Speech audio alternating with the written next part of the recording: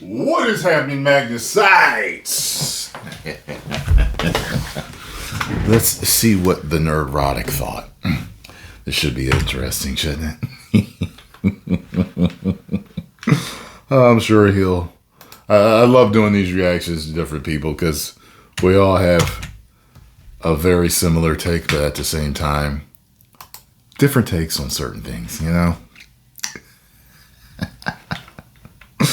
So I don't know what went on with Chiarimundi. I heard there was some drama. It's the dumbest thing ever. It's about a birthday. Oh, shit. Here we go again. Okay, sorry guys. Yes. Oh, like, how did Jason Mendoza go from, like, Jason Mendoza to the hot Star Wars baddie? I can fix it. That might be that looks like a whip scar. That Jedi, yep, she might be his master. I felt like Amandla when she understood the breadth of what she would be doing. Dug so deep into both of the girls.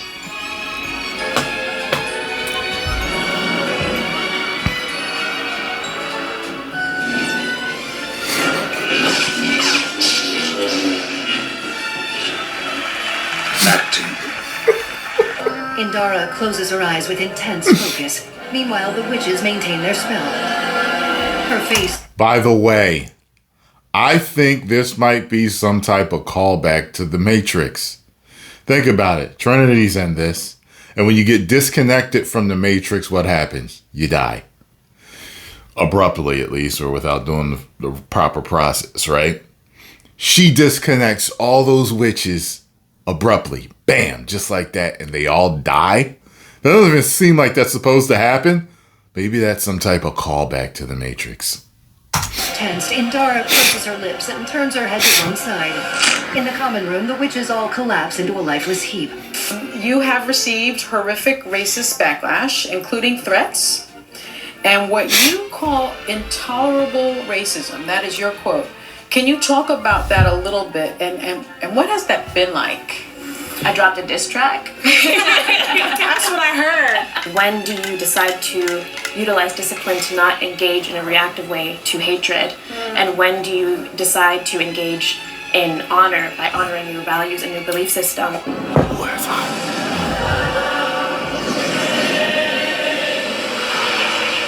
Oh, yeah. You know, that's shot to look like he did that. With her saying, I was going to let her. It's like, you know, it makes him look like he was hasty, but her eyes turned black. She turned into mist, and the kid was turning into mist. So, I don't know. It's like, what did you want the man to do? I was going to let Osha go. Sorry to cut you off, but I just want to slap the shit out your head. Yeah, even as we were doing the auditions, I was like, what am I doing to these young women? nerdrotic.com. Greetings, you Hate that. That's such a 90s who haven't subscribed yet. TV after show. Yet another week of the corporate Comedic access scream. media being exposed for the lying shills they are, because it turns out when they reported a couple of weeks ago that the Acolyte was the second most successful Star Wars show ever, it turns out it's the second lowest performing Star Wars show ever behind Andor, and considering that show's numbers went up, it's about to be the worst. It seems a week can't go by without a series of Disney Star Wars disasters, and this one's no different, including another week of PR catastrophes when Amandla Stenberg went on The View to admit that she made a diss track directed towards Star Wars fans. Are you dumb? That's followed up with former personal assistant to Harvey Weinstein, Leslie Headland, giving an ill-advised interview with the Mary Sue where she has trouble describing how she created her own character. I was like, oh, this is very almost Scorpio-y because he's like, it's revenge-driven more than just being like, I'm evil in the darkness. Was it important for you guys to like highlight like he's still a dude who very clearly like something happened that turned him into this, and it's not just an evil for evil's sake. Absolutely, yeah. He always had to feel like he was operating from a place that, I think what you're saying, it had to be clear that his character was always operating from, And after Disney Star Wars fired up the VPN, This was funny last week. so Osha could stare at Little Wang. I was in the pool! We have reached the penultimate episode, folks, and it's almost over, and maybe we'll get the answers to some questions like, what is the secret to the twins conceived by the lesbian space witches without a man? Impossible.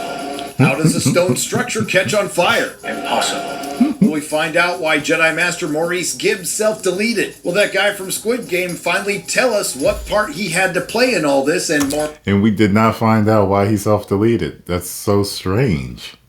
Importantly, will anybody be able to understand him? Impossible. Will we finally see some of the $180 million put into this series? And the most important question, can it get any worse? The answer to that is yes. Previously on The Acolyte. What are you doing here? I'm here to kill you. Forgive me.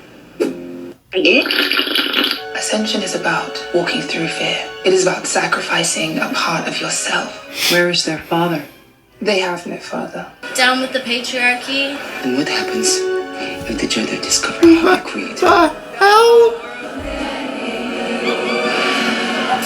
They discover. They have no father. Down with the patriarchy.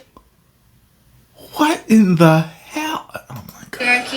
And what happens if the Jedi discover how you created them?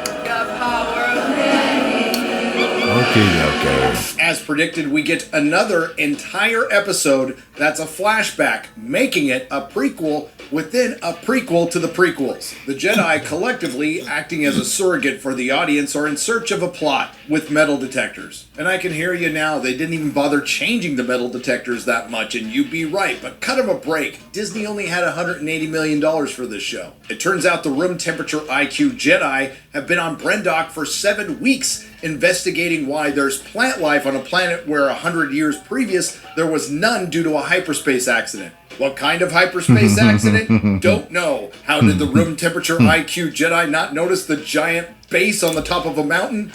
I'd like to. When I heard that, I was like, "Oh, that's intriguing. I'd like to know how that happened." Didn't find out. Don't know. If only they had some form of scanner that can pick up life forms, cities, or technology. No, I'm not going to change my mind about this. I'm not picking up any cities or technology. Massive life form readings, though. There's something a lot down there. According to that guy from Squid Game, the real reason the room temperature IQ Jedi are there is virgins? We are looking for virgins. You know I don't speak Spanish. In English, please. Oh, a virgins. Like in The Force. You remember that really unique story about Anakin Skywalker? Not so much anymore. I hate them. We learned this because the room temperature IQ Jedi are just trying to console a Padawan who wants to go home. Man, I want to go home to Coruscant. I know, but we're on a mission.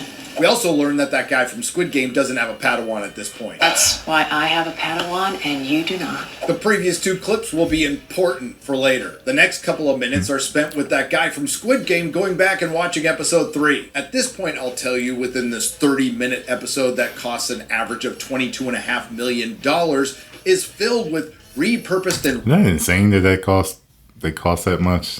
Oof. Reuse footage just from a different angle Good that adds God. no new information, including when the lesbian space witches initially meet the room temperature IQ Jedi, they thought they broke in, and it turns out they broke in. In episode 3, we were led to believe that the room temperature IQ Jedi, acting as the High Republic Youngling Protective Services, were concerned for the safety of Osha and May, and it turns out that the Jedi were concerned for the children's safety. But then the Disney Star Wars storytellers decide to drop this bomb on us when the malevolent leader of the communist lesbian space witches invades the mind of little Torben. Against his will, she attempts to seduce him to the dark side of the thread and ask him his deepest desires, which are...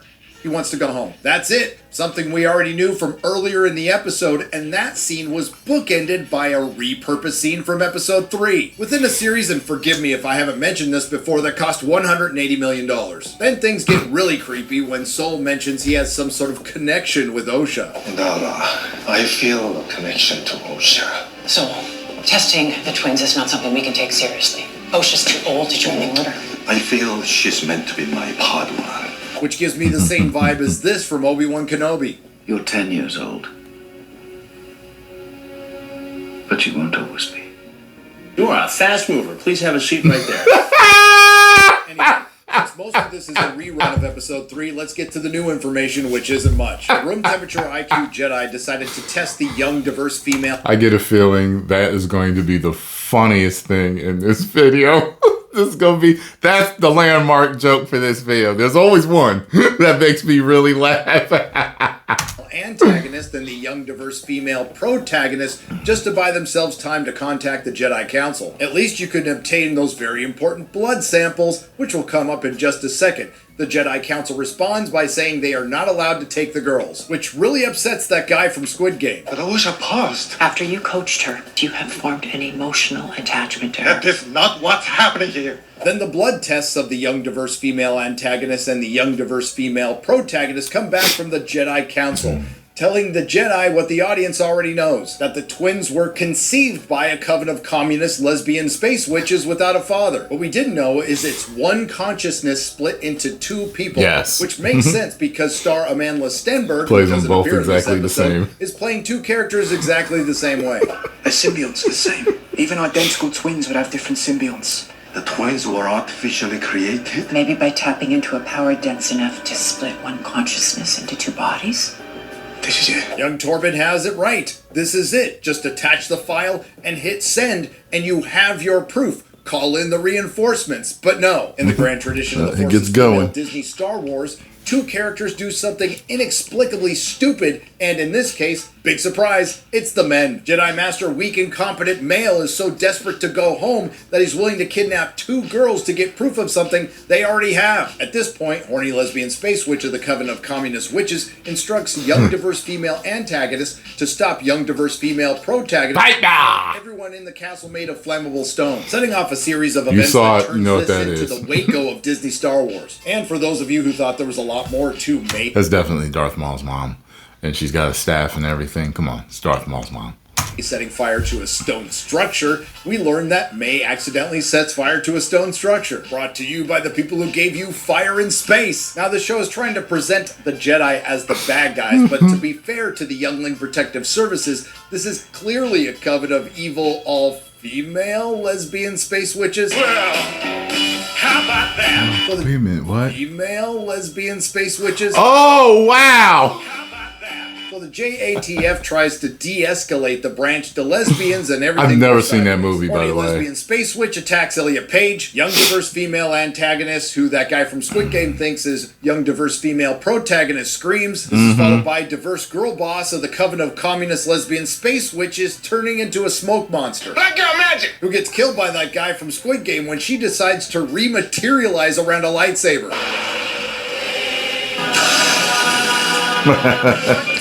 Dumb bitch. I don't know, maybe lead with that before you turn into a giant smoke demon and maybe Tom got me to laugh loud like that. Which is angered that guy from Squid Game killed the woman he's gonna break up with. Then the horny lesbian space witch turns into a smoke monster that can obviously move to another place and possesses Kelnaka, and we finally get some Jedi Wookiee action, with the added bonus of being possessed by a gaggle of lesbian space witches. Kelnaka, the possessed Wookiee, makes easy work of that guy from Squid Game and Miley Cyrus in her non-binary getting back at her dad form. But not to worry, girl boss Carrie-Ann Moss Windu is there to save the day. Indara leaps in, takes the Wookiee down, and hovers her open hand over his temple. And as far as I'm concerned, this is the best part of the episode. Indara closes her eyes with intense focus. Meanwhile, the witches maintain their spell. Her face tensed, Indara purses her lips and turns her head to one side. In the common room, the witches all collapse into a lifeless heap. I'm guessing the remaining women in the Coven of Communist Space Witches died in the fire that rapidly spread through the highly flammable stone structure that blew up the generator. That guy from Squid Game does give a half-hearted effort to save both the young diverse female antagonist and the young diverse female protagonist, but ultimately ends up with his prize Osha. Qui-Gon Bint then reprimands the male Jedi. Could have just lifted them both off, but he didn't. And then decides to cover the whole thing up. In the Acolyte, the Jedi are bad, but in truth, they're mostly functionally retarded. The lesbian space witches, which are presented as malevolent, which they aren't, are evil morons. There it is. Shouldn't when it's all in a show written by creatively bankrupt hacks, whose only accomplishment is shrinking an already dwindling fan base. But we did get some answers. Master Torben self-deleted because he wanted to kidnap 2 girls to go home. Don't let that guy from Squid Game babysit your younglings. Stone on Brendock is highly flammable. Postmodern nihilist gobbledygook and Star Wars don't mix. And we have 1 episode to go, but not to worry, ladies. Little Wayne will return, and maybe we'll find out who his master or former master was. Is it the horny lesbian space witch or Jedi Probably. Master Nephilim? Oh, yeah, that sorry. I remembered. I don't care. And while this isn't the most damaging to the franchise, it is clearly the worst Disney Star Wars ever made. And just like the Marvels being the MCU in its final form, that's true. the Acolyte is Disney Star Wars in its final form. Nerdrotic.com. Get over to Nerdrotic and subscribe. Tell them Tyrone Magnus sent you. Yeah, this is just one giant cluster. All right, it is a dumpster fire floating down a river. It's just terrible. I just got off the open bar. You know what I mean? And it was tiring to talk about it. You know, sometimes when there's something that is failing and it's not right, you know, it's like you almost have an energy talking about it. This one has drained my energy. I'm so glad there's only 1 episode left. 10 million subscribers. Whoa.